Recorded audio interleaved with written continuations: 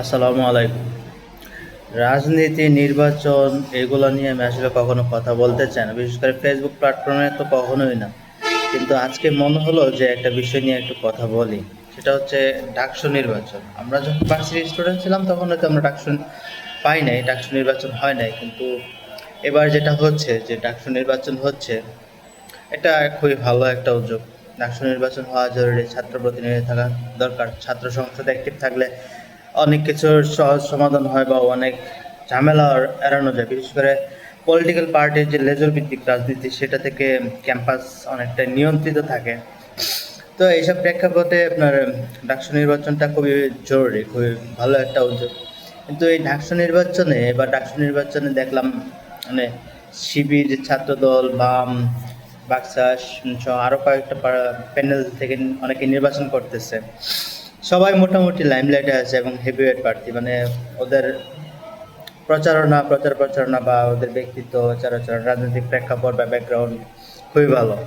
আমি এই দিক থেকে মনে করি যে ঢাকা বিশ্ববিদ্যালয়ের ছাত্রদের অবশ্যই বিবেচনা করে ভোট দেওয়া উচিত। তাদের ছাত্র প্রতিনিধি যদি হয় লেজর ভিত্তিক সংগঠনের কোনো নেতা, তাহলে কিন্তু সেই একই ধারা যেইটার পার্সপেক্টিভ থেকে, যেই প্রেক্ষাপট থেকে ডাকসু নির্বাচন, সেটা কিন্তু আর হবে না। ওই যদি ধরেন ছাত্রদলের একজন ভিপি হলো বা জিএস হলো, তাহলে হবে কি, সে তার হাইকমান্ড মানে ছাত্রদলের কমান্ড থেকেই সে কাজ করবে। ছাত্রদলের যে এজেন্ডা আছে ওইটাই সে ক্যাম্পাসে বাস্তবায়ন করবে। যদি কি মনে করেন যে শিবিরের কেউ নেতা হলো, তাহলে কিন্তু সে ওই শিবিরের যে এজেন্ডা আছে সেটাই বাস্তবায়ন করতে হবে। সেক্ষেত্রে কিন্তু ছাত্রদেরকে অবশ্যই বলবো যে তারা যেন ভেবেচিন্তে তাদের প্রতিনিধি নির্বাচন করেন। আর একটা বিষয় একটু বলি, সেটা হচ্ছে যে ইংলিশ ডিপার্টমেন্টে একটা ছেলের নাম হচ্ছে আশিকুর রহমান, সম্ভবত সূর্যসেন হলের ছেলেটা। এই ছেলেটা হচ্ছে জিএস পদে নির্বাচন করতেছে। ও আসলে নির্বাচন করতেছে নাকি যাত্রা করতেছে, আমি আসলে এটা এখনো বুঝে পাচ্ছি না। আমার মনে হচ্ছে সে একটা সার্কাস করতেছে, তার কাছে ডাকসু নির্বাচনটা একটা সার্কাস মনে হচ্ছে, এবং সেই সার্কাসের একটা ক্লাউন, এছাড়া আর মানে তেমন কিছু মনে হচ্ছে না। কারণ তার অ্যাটিচিউড, তার কথা বলার বাচনভঙ্গি, তা বা গত যে টক শোগুলাতে সে যেভাবে কথা বলছে, পায়ের উপরে পা তুলে কথা বলতেছে, এগুলো আসলে কোনো প্রতিনিধি মানে নির্বাচিত প্রতিনিধির অ্যাটিচিউডের সাথে যায় না আসলে।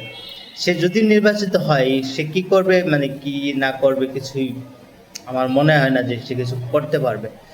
এদিক থেকে এই পোল্লাটাকে আমি প্রথমত যতটা তার যে ইশতেহার দিয়ে সে যতটা লাইমলাইটে আসছিল, তারপরে তার এই যে কয়েকটা সাক্ষাৎকার আর টক শোতে কথা বলার বাচনভঙ্গি, আচার আচরণ, এগুলা দেখে মনে হচ্ছে যে এটা খুবই একটা বেয়ারা টাইপের, ঘাওড়া টাইপের, মানে উদ্ভট টাইপের এবং বেয়াদব টাইপের একটা ছেলে।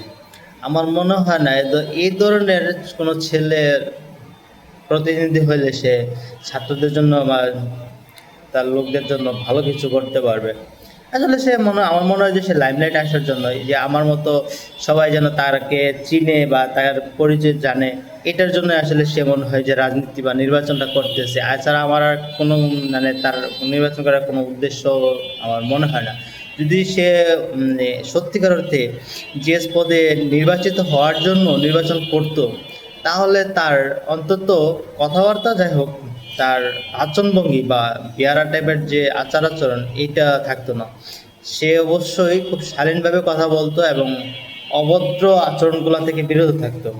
তবে যারাই নির্বাচিত হোক, তাদের প্রতি যে সাধারণ ছাত্রদের আশা প্রত্যাশা থাকে, ক্যাম্পাস নিরাপত্তা বা ক্যাম্পাসের যে সুযোগ সুবিধা, সেগুলোর যেন যথেষ্ট বাস্তবায়ন হয়, আমি এই আশাই করব।